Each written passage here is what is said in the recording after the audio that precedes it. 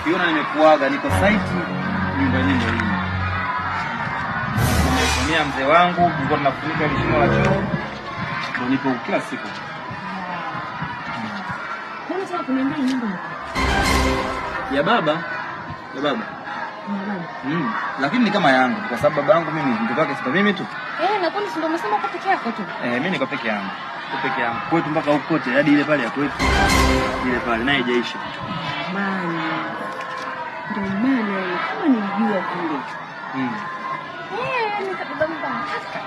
Najua mwanangu hata tufika kabisa. Yaani kwa hivyo na watoto najua wananisihi vitu vya makosa. Hebu ngoja kwanza. Umebeba nini? Umebeba yangu mimi? Subiri. Kulia. Mpigie simu tumuulize mama, mimi nina kizazi. Mimi sina kizazi na natumia vidonge vya majira tangu kitambo hiko. Sasa nashangaa unaponiambia masuala ya mimba sasa hivi.